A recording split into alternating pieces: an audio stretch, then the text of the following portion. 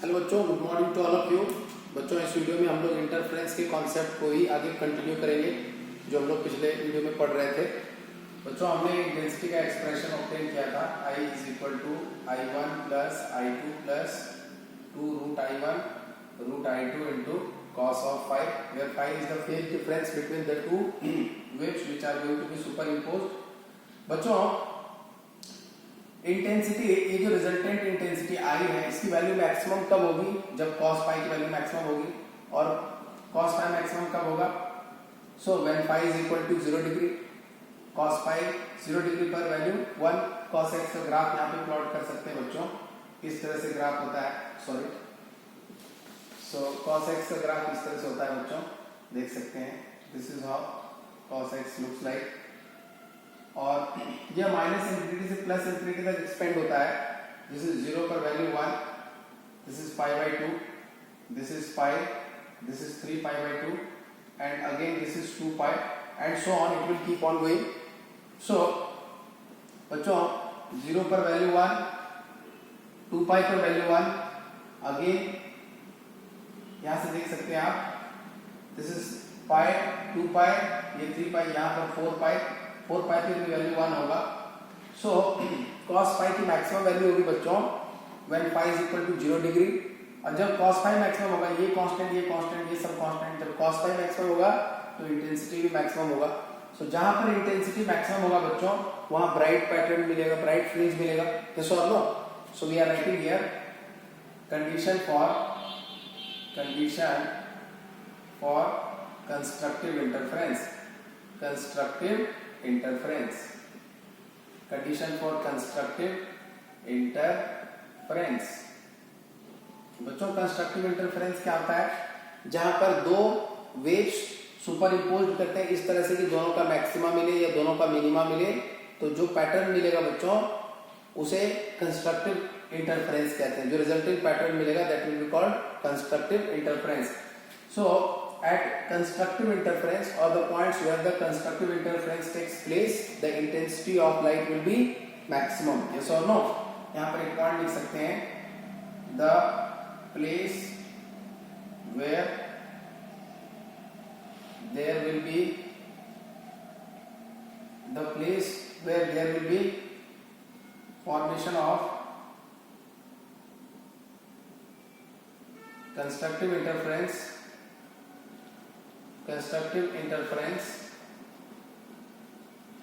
the intensity of light will be maximum. The intensity of light will be maximum. The intensity of light will be maximum. अच्छा, जहां पर intensity maximum होगी बच्चों, वहां पर कैसा पैटर्न मिलेगा? ब्राइट फ्रिंज मिलेगा। And there will be formation of bright fringe, and there will be formation of bright fringe और bright fringes। So इसके लिए कंडीशन क्या होगा बच्चों? phi की वैल्यू क्या होनी चाहिए? That is phase difference between the two waves, या तो 0 डिग्री या 2 पाई या 4 पाई या 6 पाई। अच्छा, इधर नेगेटिव में भी इधर जाएंगे तो इस तरह से, फिर यहाँ पर फिर वैल्यू -1 होगा। सो -2 पाई पर भी होगा, let it be, +1 value, 6 pi, 8 pi and so on. बच्चों, हमें पता है पाथ डिफरेंस के बारे में। So path difference is equal to, path difference अगर हमें लिखना है, so how can we write path difference? Delta x that is p। बच्चों, मैंने आपको सिखाया था, यहां से देख सकते हैं आप, delta x by lambda equal to delta pi by 2 pi. This is phase difference delta phi. Delta x is path difference, lambda is the wavelength. So delta x path difference is equal to delta phi by 2 pi into lambda. So when phi or delta phi is 0 degree, delta x is also 0. So path difference will be 0. When it is 2 pi, जब यहाँ delta phi की value 2 pi will go. So this will become lambda. So this is lambda. जब 4 पाई रखेंगे बच्चों, 4 pi by 2 पाई तो 2 होगा, सो 2 lambda. So यहाँ से this is 2 lambda and therefore we can write 3 lambda, 4 lambda and so on. So path difference is in general अगर देखें बच्चों, सो 0 1 2 3 माइनस वैल्यूज के लिए भी होगा -2 पाई एंड सो ऑन। सो यहाँ से पाथ डिफरेंस की वैल्यू लिख सकते हैं बच्चों n into lambda। what does it mean? where n is equal to 0 1 2 3 and so on। सो बच्चों हम लोग यहाँ से फेज डिफरेंस के बारे में बोल सकते हैं, इवन मल्टीपल ऑफ पाई है and path difference integral multiple of lambda. So phase difference के बारे में लिख सकते हैं इवन मल्टीपल ऑफ पाई। जब phase difference even multiple of pi होगा तो कंस्ट्रक्टिव इंटरफेरेंस होगा, इंटेंसिटी मैक्सिमम होगा इवन मल्टीपल ऑफ पाई। और यहाँ पर पाथ डिफरेंस क्या है बच्चों? Integral multiple of lambda, integral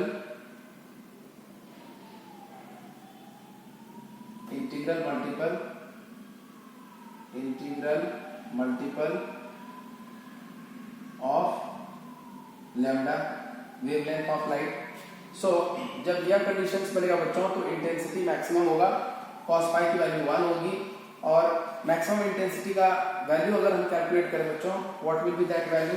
यहाँ पर इसको मिटा रहा है। सो मैक्सिमम इंटेंसिटी की जो वैल्यू होगी, मैक्सिमम इंटेंसिटी हम लोग लिख सकते हैं बच्चों, maximum intensity I max, resulting wave का जो मैक्सिमम इंटेंसिटी होगा I max is equal to, ये तो I1 ही रहेगा। So this is I1 only, this is I2 only and this is 2 root of I1 into root of I2। और cos pi की वैल्यू क्या है बच्चों? cos pi is 1। इन सारी वैल्यूज पर cos पाई की वैल्यू क्या है? 1 है। सो यहां से लिख सकते हैं बच्चों I max is equal to root of I1 का स्क्वायर, सो I1 मिलेगा, रूट ऑफ I2 का स्क्वायर, I2 मिलेगा, 2 root I1 into root I2। So this is how much? Root under I1 plus root under I2 whole square. So this is the maximum intensity that we got. Now बच्चों जहां पर intensity maximum होगा, वहां पर कैसा pattern मिलेगा बच्चों? Bright pattern और ब्राइट फ्रिंज मिलेगा। सो यहां से आगे बढ़ेंगे बच्चों, कंडीशन फॉर डिस्ट्रक्टिव इंटरफेरेंस। सो यहां पर से स्टार्ट करते हैं, कंडीशन फॉर डिस्ट्रक्टिव इंटरफेरेंस यहां लिख रहे हैं, condition for destructive interference, condition for destructive interference. बच्चों डिस्ट्रक्टिव इंटरफेरेंस का फॉर्मेशन कब होगा? when the two light waves जिसका सुपरपोजिशन हो रहा है, they will superimpose in such a way that the intensity term is minimum, yes or no? so cos phi की value यहाँ पर इंटेंसिटी टर्म में, ये तो कांस्टेंट, ये कांस्टेंट, cos phi की वैल्यू अगर -1 हो जाए तो इंटेंसिटी मिनिमम होगी, और जहां पर इंटेंसिटी मिनिमम होगा on screen there bright fringe के बदले में क्या बनेगा बच्चों? जहां इंटेंसिटी मिनिमम होगा, जहां मैक्सिमम होगा वहां ब्राइट फ्रिंज बनेगा, और जहां मिनिमम होगा वहां पर डार्क फॉर्मेशन होगा बच्चों, जिसे डार्क फ्रिंज कहते हैं। So we are writing that point here, let us discuss that point. So destructive interference क्या होता है बच्चों? डिस्ट्रक्टिव इंटरफेरेंस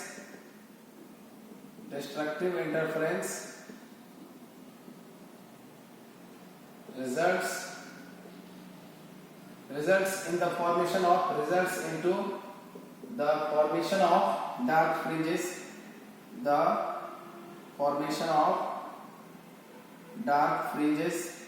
dark fringe का फॉर्मेशन करता है, डार्क फ्रिंजेस और dark pattern, yes or no?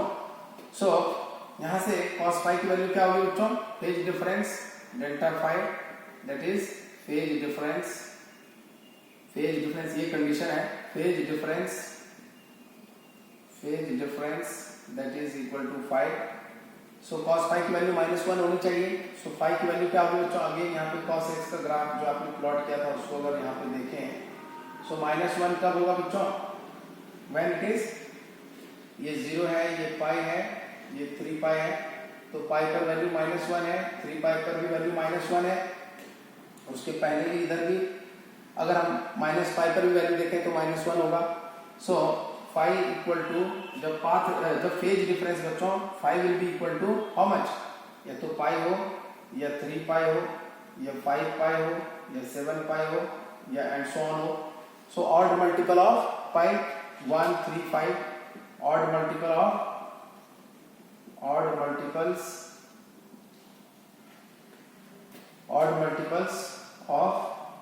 Multiples of pi जब होगा बच्चों phase difference between the two waves, तो उस वक्त cos पाई की वैल्यू -1 होगी और इंटेंसिटी मिनिमम होगा, और जब इंटेंसिटी मिनिमम होगा तो डार्क फ्रिंज का डार्क पैटर्न का फॉर्मेशन होगा।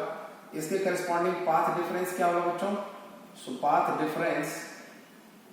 Difference delta x is equal to p equal to, मैंने आपको भी सिखाया थोड़ी देर पहले, delta x is equal to delta pi upon 2 pi into lambda, when delta pi is pi, so pi by 2 pi, this is lambda by 2, 3 pi 3 lambda by 2, 5 pi 5 lambda by 2, 7 lambda by 2 and so on, it will proceed 7 lambda by 2 and so on.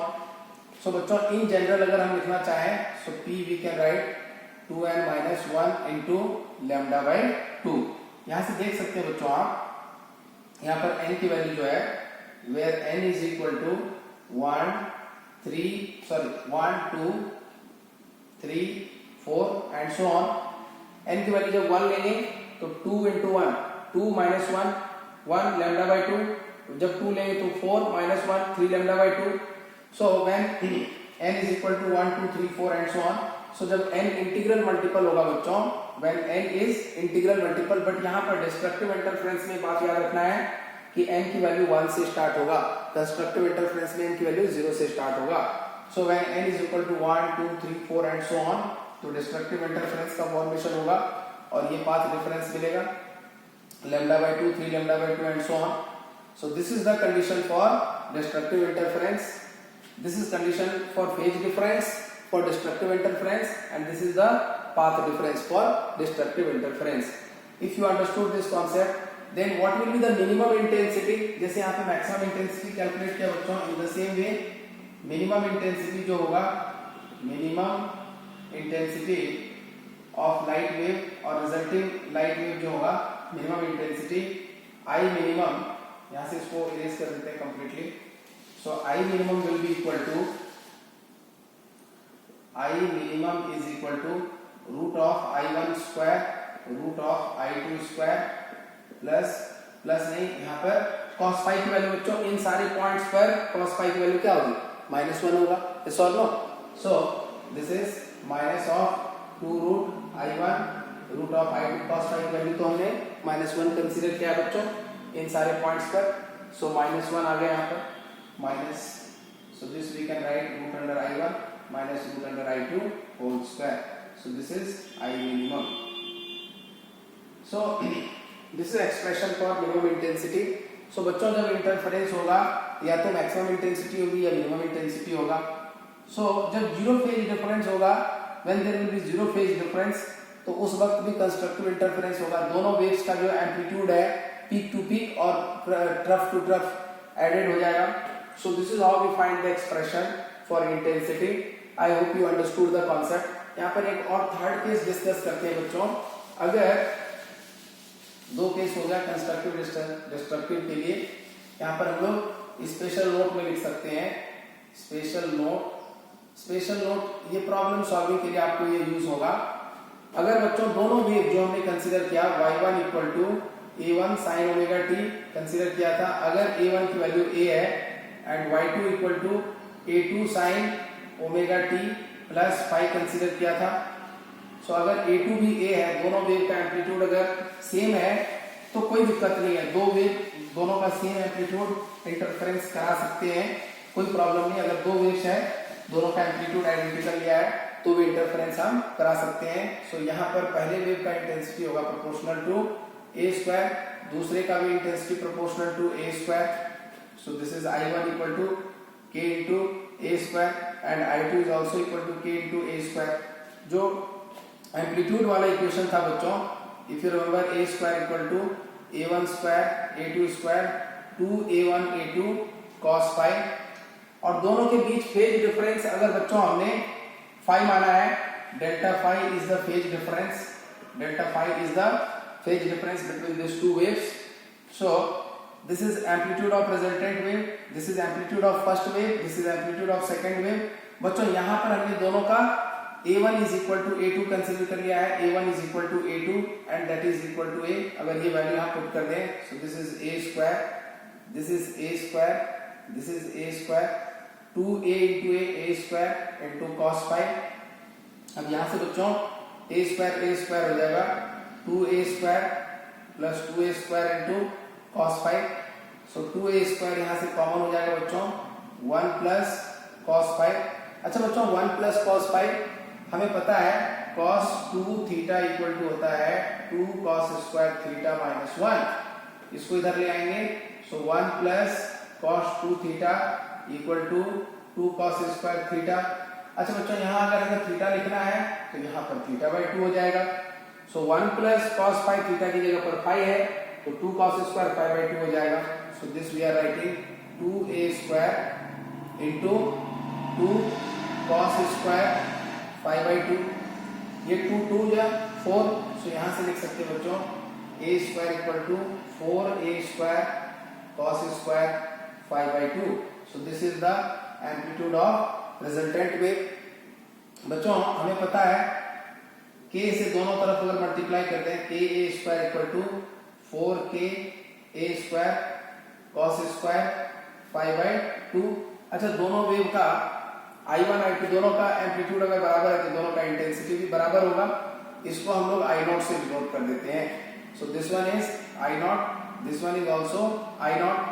सो यहाँ से हम लोग लिख सकते हैं बच्चों k a square के बदले क्या लिख सकते हैं बच्चों I0. So and k a square is the intensity of the resultant wave, उसे I से डिनोट कर रहे हैं, and this is 4 और ये टर्म हो गया बच्चों I0. so 4 I0 into cos square phi by 2. so this is how we find the intensity of the resultant wave. बच्चों ये रिजल्ट आपको बहुत ही इंपॉर्टेंट है, इसको आप ध्यान में रखिएगा. so resultant intensity जो होगा when the two waves having equal amplitude, the resultant intensity 4 I0 into cos square phi by 2. बच्चों समटाइम्स ये भी रिजल्ट्स आपको डिराइव करने के लिए पूछा जाता है, तो there you can do like this. So this is how we proceed in this problem, in this concept. So everything related to constructive destructive interference. So इसको आप अच्छे से लर्न करिए और इंटेंसिटी से रिलेटेड जो भी फॉर्मूला और रिजल्ट्स था ये सारा यहाँ पर कवर हो गया बच्चों. अगले वीडियो में इंटेंसिटी से रिलेटेड कुछ प्रॉब्लम्स भी हम आपके लिए डिस्कस करेंगे ताकि आपका कॉन्सेप्ट और भी क्लियर हो जाए. रिजल्टेंट एम्पलीट्यूड या रिजल्टेंट इंटेंसिटी से रिलेटेड जो भी क्वेश्चंस होगा उसको भी हम लोग डिस्कस करेंगे. ठीक है बच्चों, तो इस वीडियो में इतना ही. आप इसे अच्छे से अपने फेयर कॉपी में नोट कर लीजिए, रिपीटेडली वीडियो को वॉच करिए, हर एक कॉन्सेप्ट को लर्न करिए. अगर कोई क्वेरी होता है तो मेरे को इंडिविजुअली पूछिए. इस वीडियो में इतना ही, मिलते हैं अगले वीडियो में. So thank you.